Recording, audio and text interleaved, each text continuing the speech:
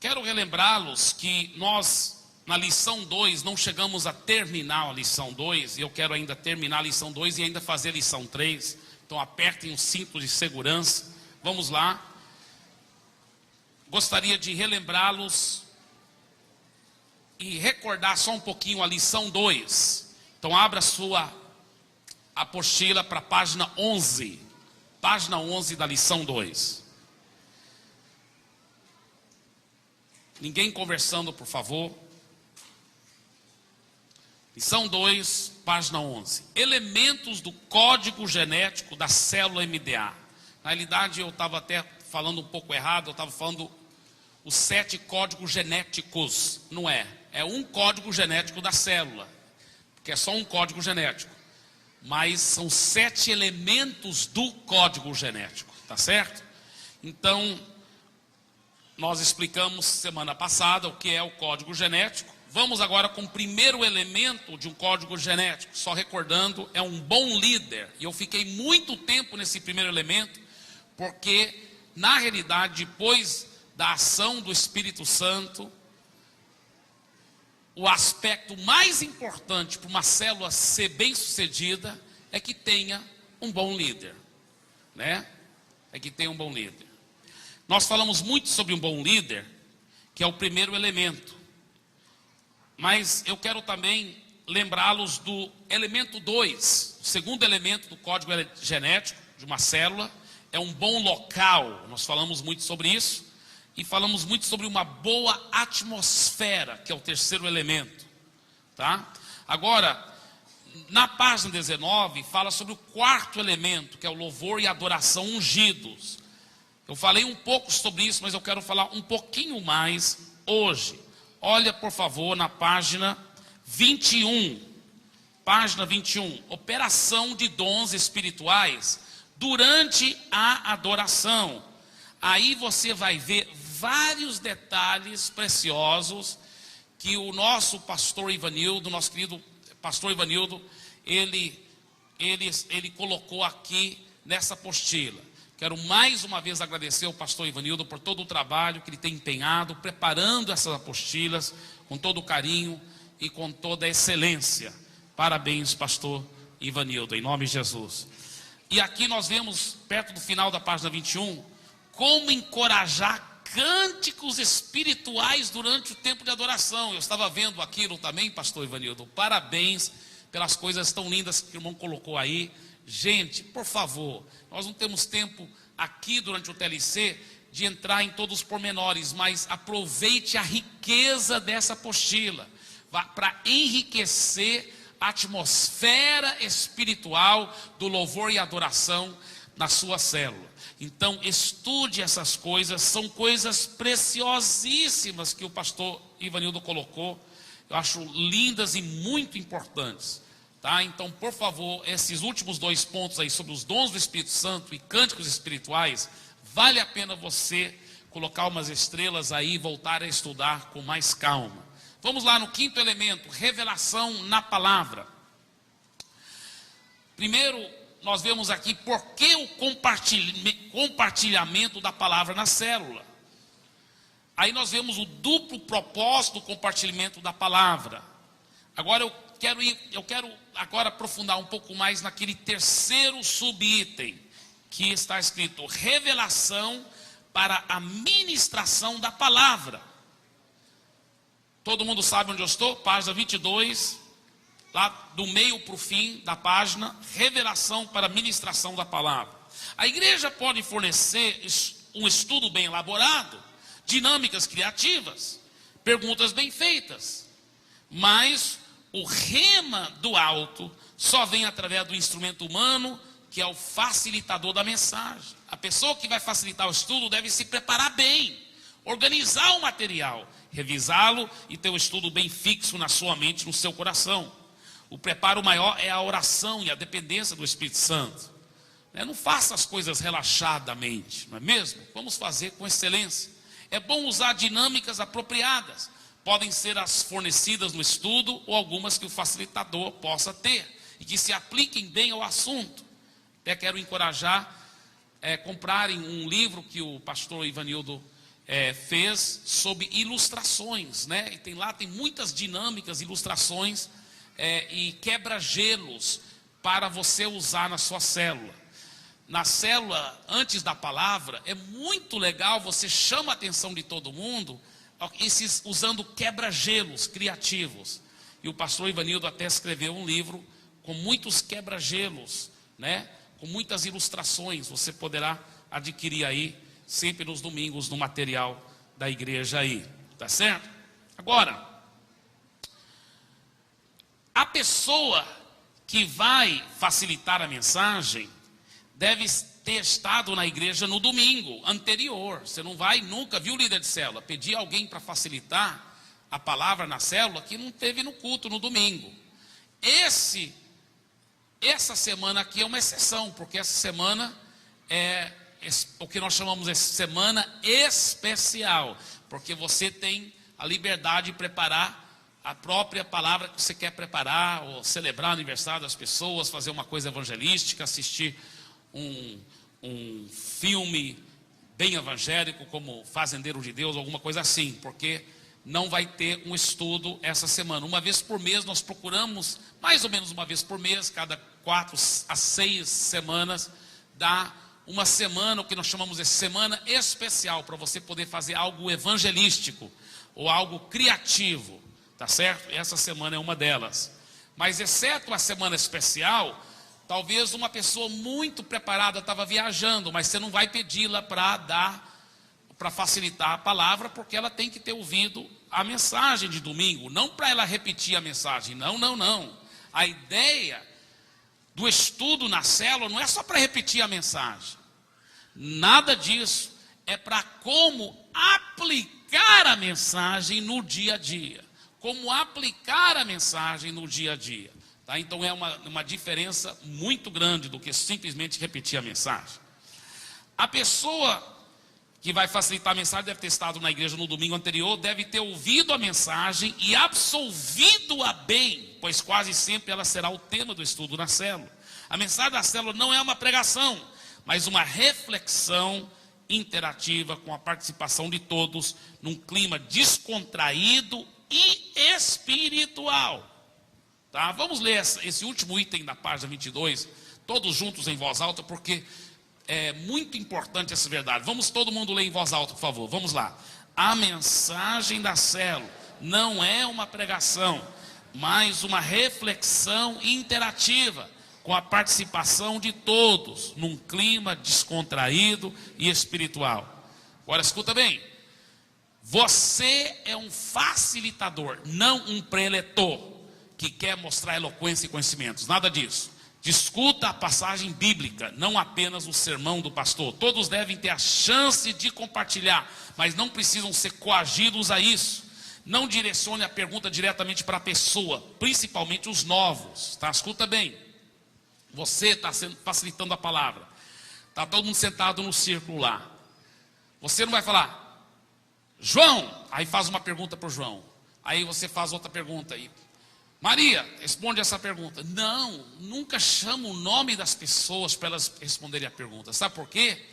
Porque mesmo que você saiba que elas estão gostando que você está chamando o nome delas, mas vai ter um visitante lá, ele fica com medo. Meu Deus, por isso que perguntaram meu nome no começo, que vão agora falar comigo. Então ele fica tão nervoso o tempo todo que vão chamar o nome dele, que ele não aproveita nada. Você está entendendo? Então não chama o nome de ninguém. Não é para você chamar o nome de ninguém durante aquelas perguntas, tá entendendo? Outro segredo muito importante. Se você vê que tem 2 ou 3 monopolizando as respostas, já que você não está chamando o nome de ninguém, então você abre a pergunta assim, e só tem 2 ou 3, só eles que sempre respondem. Então é bem fácil, sabe como você faz? Você primeiro elogia, fala, olha, eu quero realmente dar glória a Deus para esses irmãos que têm participado muito, vocês estão de parabéns, olha, vocês estão realmente participando, parabéns. Agora essa próxima pergunta que eu vou fazer aqui, eu queria alguém que ainda não respondeu nenhuma pergunta, se for possível, tá? Qualquer pessoa aqui que ainda não respondeu, fique bem à vontade. Agora, mais uma vez, se só tiver 2 visitantes que não responderam nada, Você não vai fazer isso. Eu só estou falando quando tem 1 ou 2 ou 3 no máximo que estão monopolizando e a maioria estão ficando calado lá. É aí que você usa essa estratégia aí, tá certo? Porque você não vai deixar poucas pessoas monopolizar a coisa toda. Outra coisa, se uma pessoa de repente estiver falando demais, foi falar, você está falando de, talvez a palavra é sobre cura, mas a pessoa foi falar da tia dela lá no Japão, que tem um genro que estava doente, e foi para o hospital, e o médico teve câncer também, e tal, e vai, e viaja. Então, o que você faz? Você fala assim: ô irmão querido, nós vamos ter que ir para a próxima pergunta, mas durante a comunhão, você pode talvez continuar nos contando essa história tão interessante. Nós vamos ter um tempo de comunhão aí com lanche. Eu quero muito ouvir o resto dessa história. Você tem que falar a verdade, você tem que querer mesmo ouvir, em nome de Jesus, né? Agora, e você fala isso de coração, tá certo? Mas esse é o segredo, é muito amor e carinho, mas você saber direcionar a coisa. Você não deixa os outros tomarem conta da reunião e você como líder fica lá perdido na história, não. Mas com muito amor e com muito carinho, você toma as rédeas da reunião pelo poder do Espírito Santo, tá certo? Então isso é muito importante. Olha, use perguntas abertas, inteligentes e definidas. Por exemplo, em vez de você perguntar assim: quantas pessoas foram na arca de Noé? Só tem uma resposta certa: 8 pessoas. Não, você não vai falar assim, você vai falar assim: na sua opinião, o que você acha que as pessoas que estavam entrando na arca, a família de Noé e as suas noras, o que eles estavam sentindo ao entrar na arca? Aí não tem nenhuma resposta errada. Qualquer pessoa fala assim, é a opinião dela. Então essa frase de, na sua opinião, o que você acha? E tem uma pergunta aberta, é muito mais legal, porque a pessoa não fica com medo de responder e de interagir e de pensar. Outra pergunta muito legal: na sua opinião, como podemos aplicar essas verdades no nosso dia a dia? Pronto, legal demais, está entendendo? Então tem certas perguntas chaves assim, que sempre dão certo, tá? Então você tem que aprender a fazer perguntas abertas, inteligentes e definidas. Dê a todos a chance de falar, mas tenha o controle da conversa, da discussão. Responda perguntas com novas perguntas, se isso puder trazer mais clareza. Líderes não são enciclopédias e não precisam ter todas as respostas. Às vezes o que você pode falar é falar assim: olha, eu não tenho bem certeza sobre a resposta dessa pergunta, mas eu vou investigar mais, vou perguntar também para os meus líderes, e semana que vem, se Deus quiser, eu vou trazer uma resposta um pouco melhor para a sua dúvida aí. Joia! Você não está precisando ser um super-homem, não, até porque você quer multiplicar muito a sua célula. Se os outros acharem que tem que ser tão inteligente como você, tão conhecedores da Bíblia como você para liderar uma célula, vai ser difícil você estimular outros para quererem ser líder de célula. Você tem que mostrar para eles que não é nada tão complicado assim ser líder de célula. Você sabe que até Jesus, que era o próprio Jesus, ele falava para os discípulos: olha, tudo que eu tenho não é de mim mesmo, eu aprendi através da intimidade com o Pai. E ele mesmo orando em João 17, na prestação de contas para o Pai, ele falou: Pai, agora eles sabem que tudo que eu tenho não veio de mim, mas veio do Senhor. Por que era importante os discípulos saberem isso? Porque aí eles iam saber qual era o segredo de poder ser igual a Jesus: intimidade com o Pai. Por isso que os discípulos nunca perguntaram para Jesus: Jesus, nos ensina como pregar, porque o Senhor prega impressionante. Ele realmente, Jesus pregava muito bem, mas você nunca vê um discípulo perguntando para Jesus: nos ensina a pregar. Você nunca vê um discípulo falando para Jesus: nos ensina a ensinar. Nunca houve um mestre como Jesus. Nunca houve alguém que curou os enfermos como Jesus. Mas você nunca vê um discípulo perguntando: Jesus, nos ensina a curar.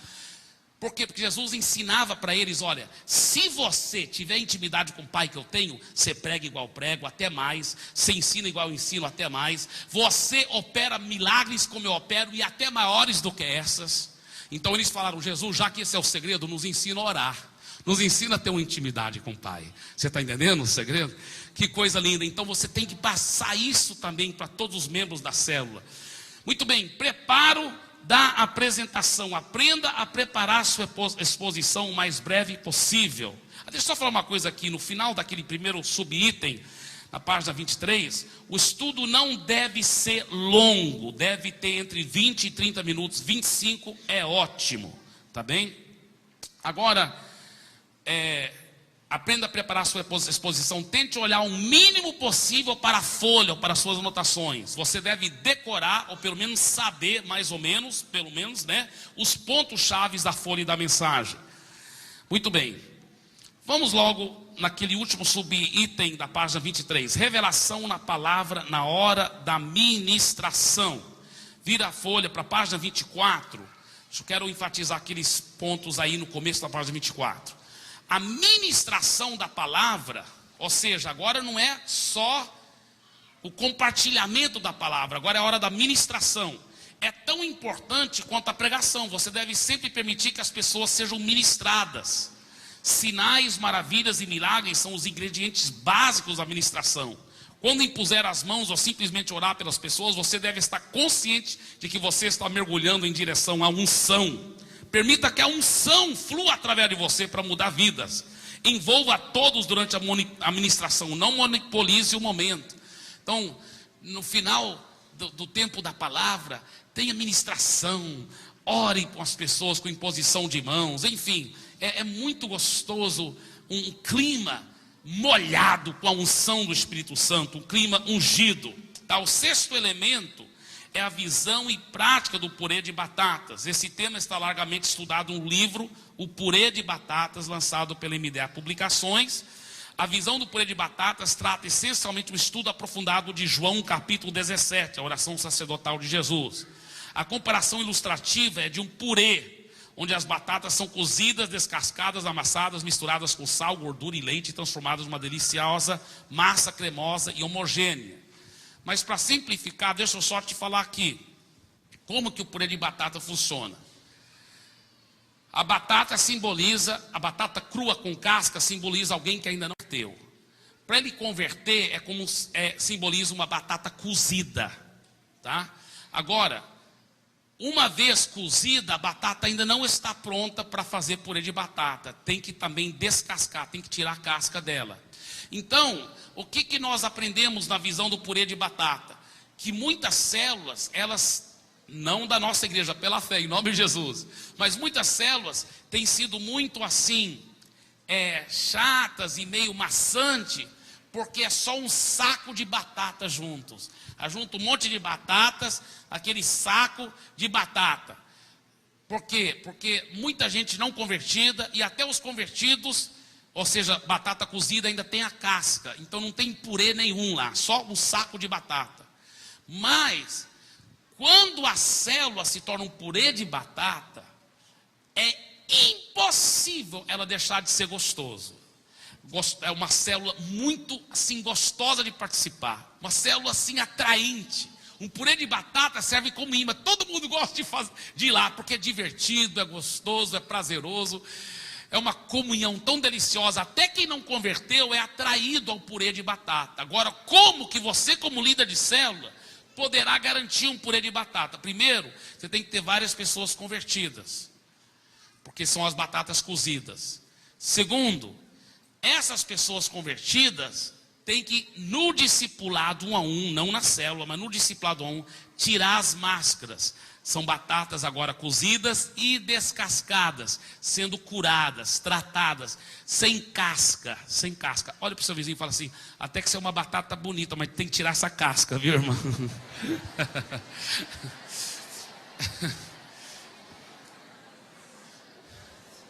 Tá? Escuta, queridos. Então, preste bem atenção. Você, como líder de célula, tem que ter várias batatas cozidas, ou seja, várias pessoas convertidas. Por isso que a célula não é só um grupinho de evangelismo, não. Grupinho de evangelismo é uma coisa. O grupo de evangelismo pode só ter uma pessoa convertida, todos os outros não convertidos. Célula não. Célula tem que ter um núcleo de pessoas convertidas, porque para formar o purê de batata, senão a célula não fica gostosa. Para a célula ser gostosa mesmo, atraente, ela tem que ter um grupo de pessoas convertidas lá, pelo menos um grupo pequeno, tá? Escuta bem, batata cozida, Tem que ter batatas que estão sendo discipuladas, porque aí elas estão tirando a casca. Agora você tem todos os elementos, entre aspas, prontos para poder fazer o purê. Você já tem a batata, várias batatas cozidas e descascadas, porque estão sendo discipuladas, estão sem a casca. O que falta? Uma vez que eu tenho batata cozida e descascada para ter purê de batata, o que falta? Só tem que amassá-las juntas. O que é amassar junto? É ter tempos de comunhão. E aí que vem a visão do purê de batata. Primeiro, vários convertidos. Segundo, vários convertidos sendo bem discipulados e curados. E agora começa a colocar esses irmãos juntos, para jogar vôlei juntos, para fazer uma feijoada juntos, para comer um churrasco juntos. Olha o que vai acontecer, porque eles estão sendo discipulados, não são crentes cheios de perebas, não são crentes cheios de problemas, porque estão sendo descasados. Olha o que acontece. Eles se ajuntam e começam a falar de Jesus, começam a falar de almas, começam a falar, aí você está tendo uma comunhão bíblica.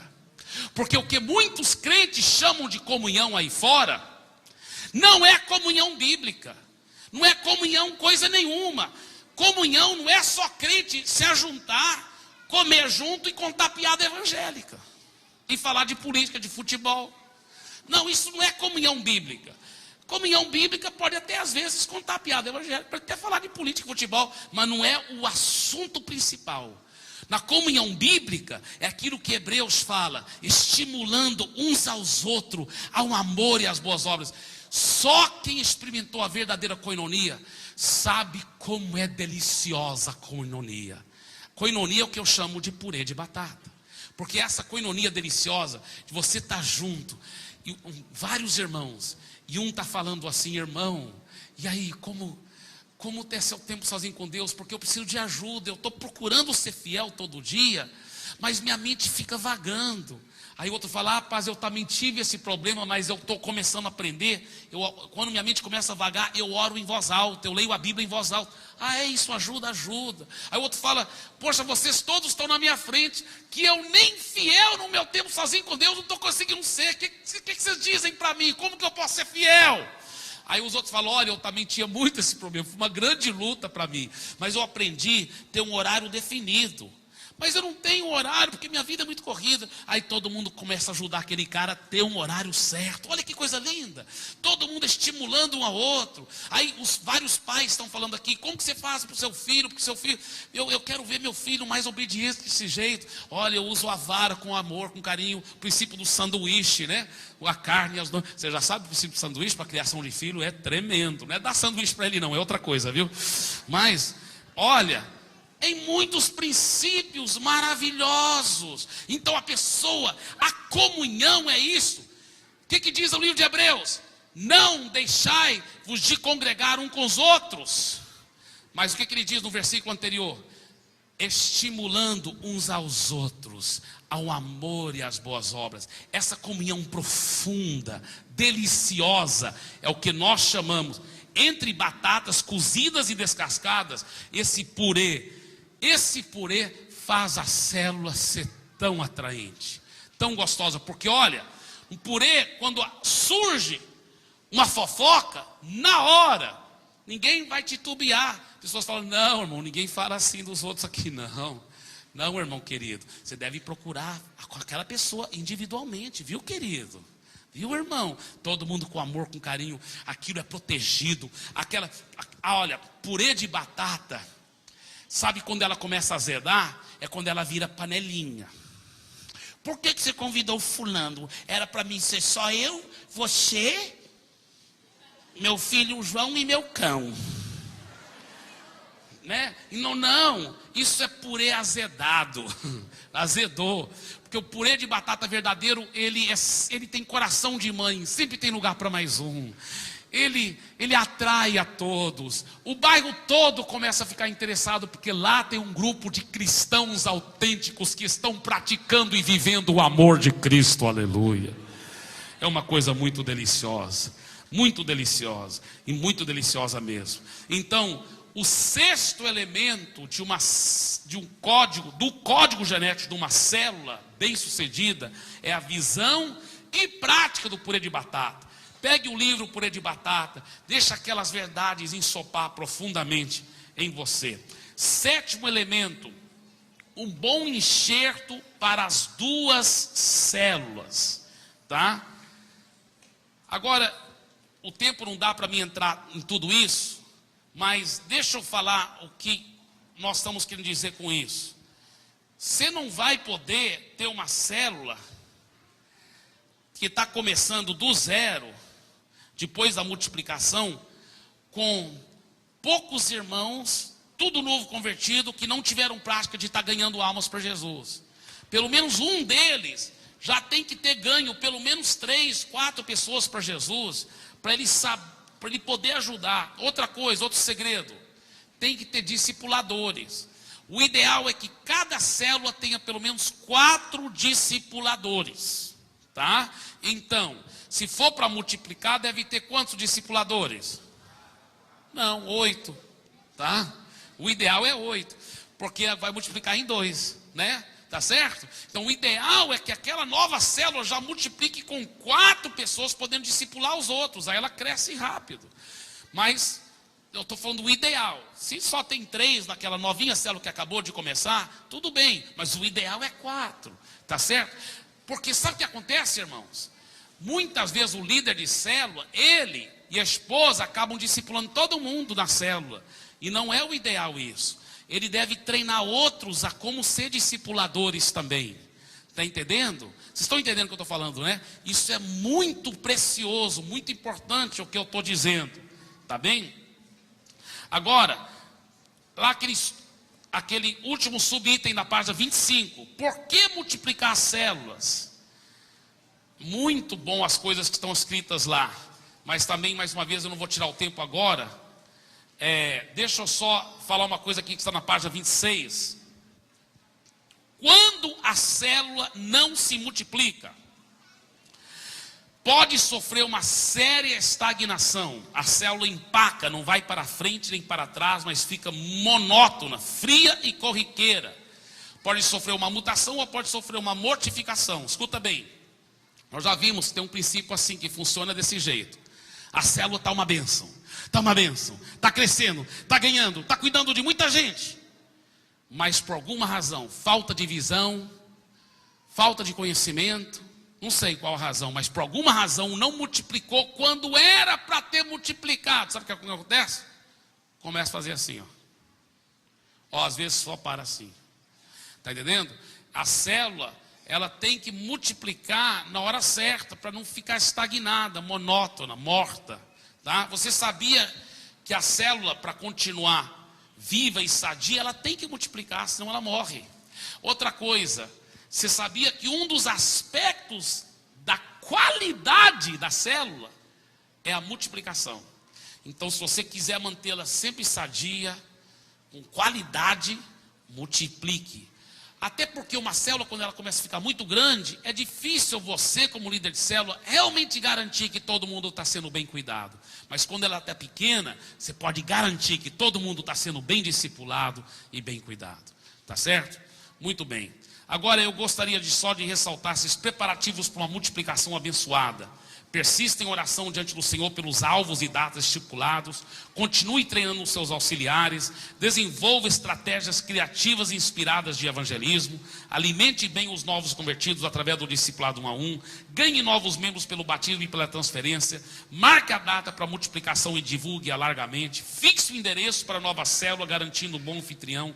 Combine os detalhes com seus supervisores e pastores. Organize um grande jantar de festa para celebrar a multiplicação. Convide seus supervisores e pastores para a festa multiplicação. Aí tem oração também, né, sobre os novos líderes de célula, consagrando eles com imposição de mãos pelos seus pastores da sua rede, pelos seus supervisores. Depois é só monitorar o crescimento da nova célula. Vamos lá agora com a lição 3, as 5 funções da célula MDA. Só para relembrar como efeito de compreensão o que é uma célula, todos juntos vamos ler aquele parágrafo que está em negrito lá, logo no começo. Vamos ler em voz alta.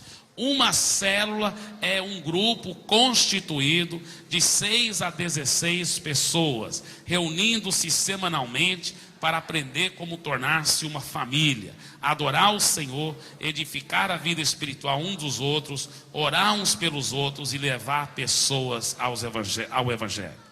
A célula tem muitas funções. Na visão do MDA, muitas funções são observadas e reconhecidas. Mas na prática operacional do dia a dia, destacamos 5 delas, as quais julgamos extremamente essenciais e que englobam todas as demais. As 5 funções são uma maneira pela qual podemos medir a temperatura e a atmosfera espiritual e social da célula, e assim garantir que ela cumpra o seu papel no corpo de Cristo. A primeira função, evangelismo e integração. Agora, vamos falar primeiramente sobre evangelismo. Você vê lá vários detalhes lindos no final dessa folha, como a amizade faz a diferença no evangelismo. Mas eu gostaria agora que você lesse comigo aquele parágrafo, no começo da página 28, tem um parágrafo também em negrito, no começo da página 28. Vamos ler todos juntos aquele parágrafo, todos em voz alta. Para conduzir pessoas a Cristo, nós ganhamos amigos e não inimigos. Assim nós transformamos inimigos em amigos, amigos em irmãos, salvos em Cristo, irmãos em discípulos e discípulos em líderes. Gostei demais desse parágrafo, muito joia, né? Agora, o exemplo das crianças nas festas de lugares públicos, muito interessante aquilo, mas eu gostaria de enfatizar as 3 últimas estrelas desse subponto aí. Bem no meio da sua folha, página 28, fala o projeto Natanael 3. Vocês estão vendo onde eu estou lendo? Tá? Olha, não temos tempo, infelizmente, para entrar nos méritos. Nós vamos sim. Eu vou fazer o seguinte. Eu vou ficar, dessas 5 funções, eu vou trabalhar só nas primeiras 3 funções. Então eu vou tirar um pouco de tempo sim. Abra sua Bíblia, por favor, para João capítulo 1, tá? Porque eu achei isso tão importante. João 1 capítulo, rapidamente.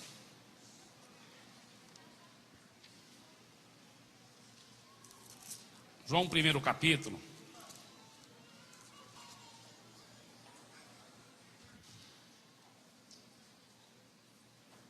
Versículo 45. Versículo 45. Filipe encontrou a Natanael e disse-lhe: achamos aquele de quem Moisés escreveu na lei, a quem se referiram os profetas, Jesus o Nazareno, filho de José. Perguntou-lhe Natanael: de Nazaré pode sair alguma coisa boa? Respondeu-lhe Filipe: vem e vê. Tá, então o que nós ensinamos os nossos membros das células é para fazer o seguinte: você deve procurar 3 pessoas, você deve pensar em oração, 3 pessoas que são do seu oikos. O que é oikos? Oikos são aquelas pessoas que são mais próximas de você. A palavra oikos é a palavra que é usada lá em Atos 16, 31. Crê no Senhor Jesus Cristo e será salvo tu e a tua casa. Aquela palavra casa no grego é oikos. E essa palavra não quer dizer somente a sua família, mas quer dizer aquelas pessoas com quem você tem contato constante. O padeiro lá na esquina, onde você compra o pão todo dia. O açougueiro que você compra lá 2 vezes ou 3 vezes por semana uma carne. Aquelas pessoas próximas, seu patrão, seus colegas do emprego, seus colegas de aula, todos fazem parte do seu oikos.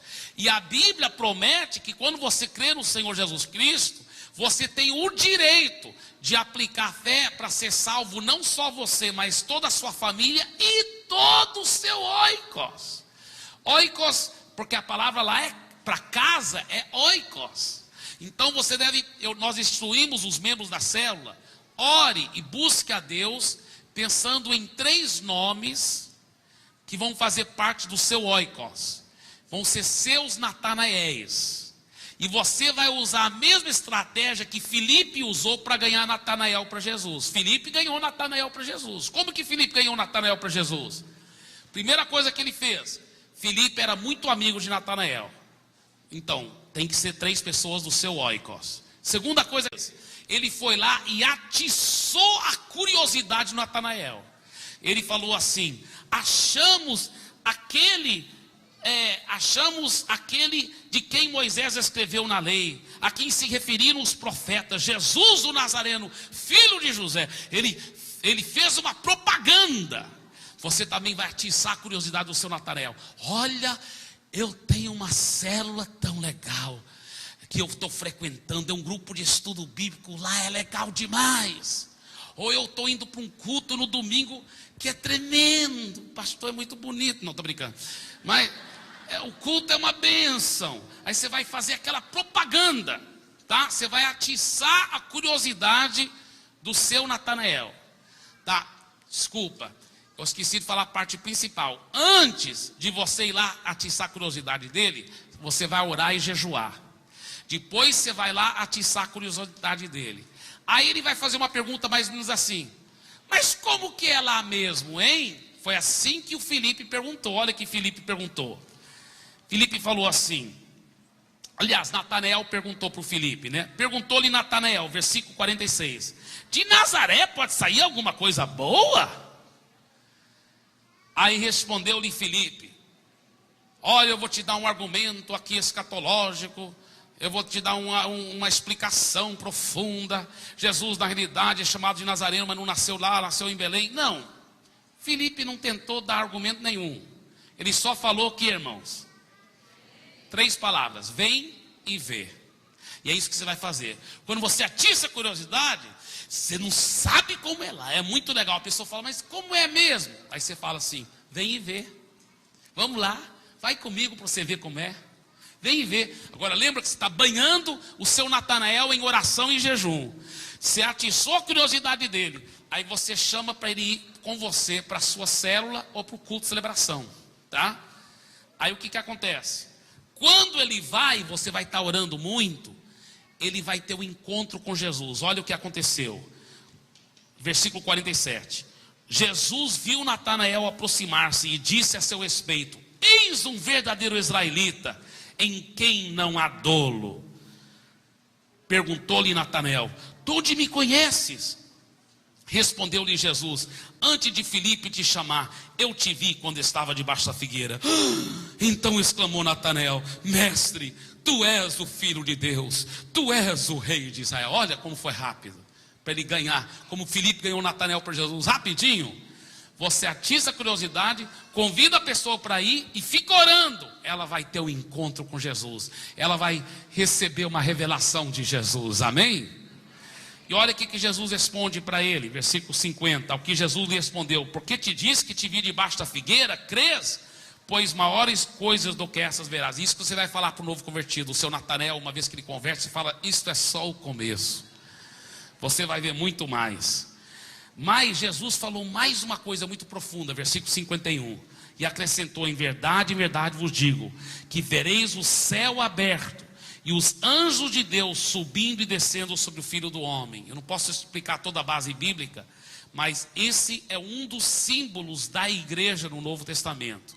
É onde anjos sobem e descem, é lá, não o prédio da igreja, mas o povo, a igreja verdadeira de Jesus. E o que ele está dizendo, Natanael, Jesus está dizendo para ele: você agora vai estar integrado na vida da igreja. Você vai estar integrado na vida da igreja. Que coisa linda. Então você ganhou a pessoa para Jesus, agora vai integrá-la na vida da igreja, nos locais, né? No local, na comunhão dos irmãos, aonde os anjos sobem e descem sobre o Filho do Homem. Que coisa preciosa. Então esse é o projeto Natanael 3, é uma estratégia, uma das estratégias mais eficientes para ganhar amigos e conhecidos para Jesus. Pelo projeto Natanael, você ora regularmente durante certo período por 3 pessoas específicas, até vê-las convertidas ao Senhor. Normalmente fazemos isso próximo de uma campanha ou de um evento de colheita promovido pela igreja. Mas não tem que ser, pode ser qualquer momento aí dentro da sua célula. Quando o Natanael se converte, passa logo a ser integrado na célula e na igreja e a ser discipulado. Quando não, ainda continuamos a orar e a investir nele, mas não com aquela concentração cerrada. Colocamos outro lugar, mas não o abandonamos, apenas diminuímos a marcação colada. Agora, o segredo da boa integração. Eu gostaria que vocês lessem comigo esse primeiro parágrafo aí do segredo da boa integração, todos em voz alta, tá certo? Vamos lá. Num certo sentido, é mais importante integrar alguém na vida da igreja local do que levá-lo a tomar uma decisão pública. Por quê? Porque se ele estiver integrado na vida da igreja, ao ponto de não querer mais sair, pois tem ali preciosas amizades e relacionamentos, mais cedo ou mais tarde ele entregará a vida para Jesus, porque estará sendo constantemente exposto à palavra de Deus e ao Espírito Santo. Deixa eu falar uma coisa para vocês. Alguns anos atrás, quando Deus começou a me dar essa revelação muito forte, que nós chamamos do fator Barnabé, foi uma revolução na minha vida, porque Deus me falou uma coisa muito forte. Ele falou: olha, num certo sentido, é mais importante integrar alguém na vida da igreja do que levar essa pessoa a simplesmente fazer uma decisão. Porque se ela fizer uma decisão, primeiro você não sabe se ela nasceu de novo. Ela fez uma decisão na direção certa. Ela falou que quer Jesus. Agora, se ela teve revelação do novo nascimento, se ela realmente nasceu de novo, você não sabe. Agora, se ela não estiver integrada na vida da igreja, ela fica voltando para a igreja, se sente como peixe fora d'água, e ela se torna susceptível às mentiras do diabo, presa fácil às mentiras do diabo, e logo ela pode desviar, como tem acontecido com tantas pessoas em tantos lugares. Mas, se você integrá-la na vida da igreja, ao ponto que ela diz: eu tenho amigos aí, daqui eu não saio mais, eu quero ficar vindo aí, eu tenho relacionamentos preciosos, mesmo que ela não converteu ainda, mais cedo ou mais tarde ela vai converter. Por quê? Porque ela está se expondo à influência da palavra, se expondo à influência do Espírito. Ela vai converter e ela vai nascer de novo de verdade. E tem mais: quando ela nascer de novo, ela não vai desviar. Por quê? Porque ela já está integrada, ela se sente como peixe dentro da água, ela vai crescer e continuar crescendo espiritualmente. Você está entendendo? Então esse princípio da integração é extremamente importante, muito, muito importante. Agora, veja na página 29. Vocês depois podem ler, o que eu estou falando está tudo escrito aí, porque essa parte aí eu garanti que fosse escrito desse jeito, porque eu acho tão importante. Veja bem, como integrar alguém na vida da igreja? Como garantir que ela se sinta como peixe dentro da água? Só tem um jeito: é se você tiver relacionamento profundo com ela, amizade. Mas não é aquela amizade de você participar com as coisas erradas dela, mas a amizade de alguém que se interessa, que ama aquela pessoa, que quer o melhor para ela. Agora, como promover essas amizades? Nós temos visto que a melhor maneira são em eventos sociais, oficiais e extraoficiais. Por exemplo, programa uma feijoada, programa alguma coisa assim, e aí você convida essas pessoas, e aí você vai bater papo com elas. Só que você não pode fazer como eu fazia.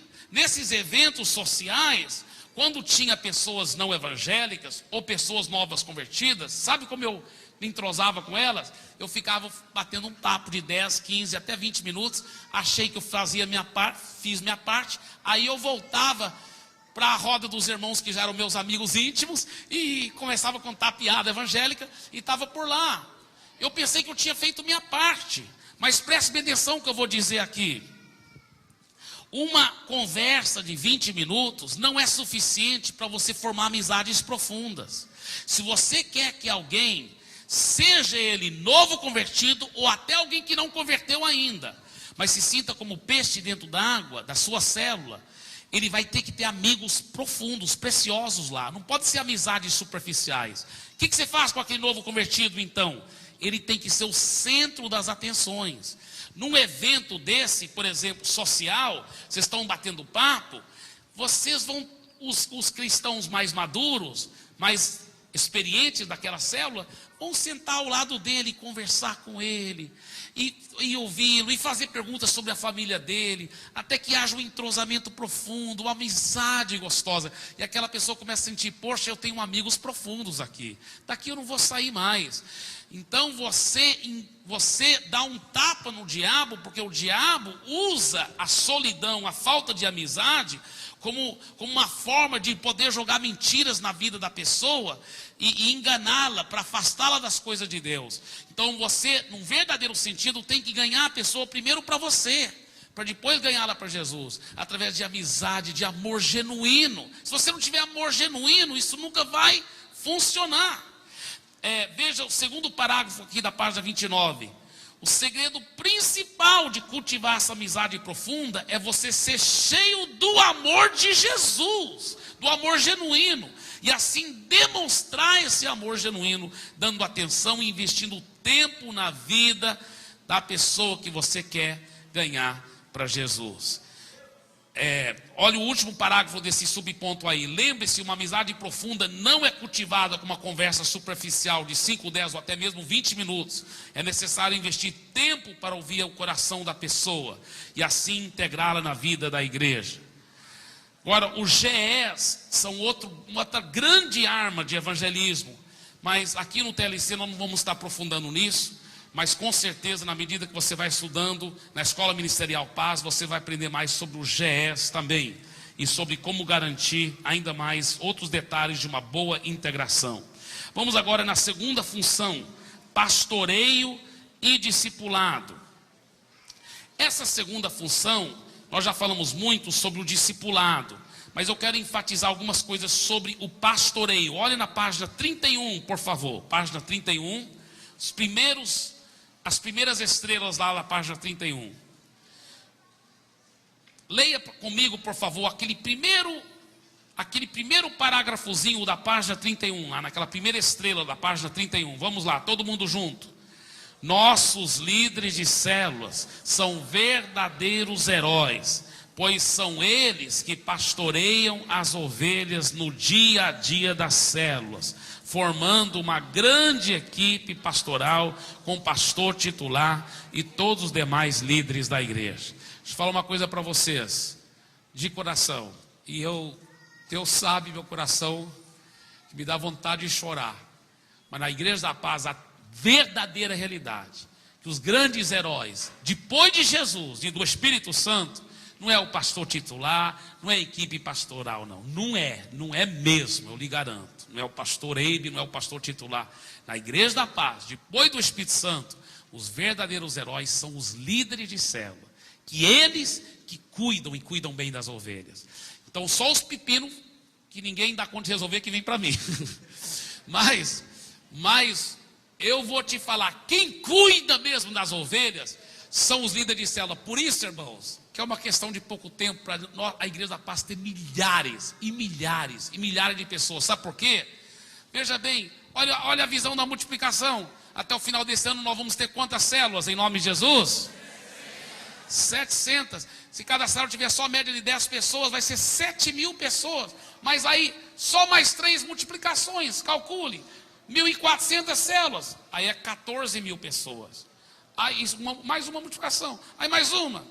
2.400, 240, não,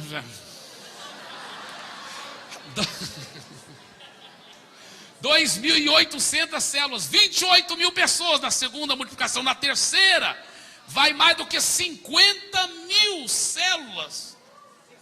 5.000 células, 50.000. Eu não sei, mas tudo é muito bom, aleluia. O importante é que nós vamos crescer, multiplicar e ganhar essa cidade para Jesus. Vocês concordam comigo em nome de Jesus? Dê uma forte salva de palmas para Jesus, aleluia.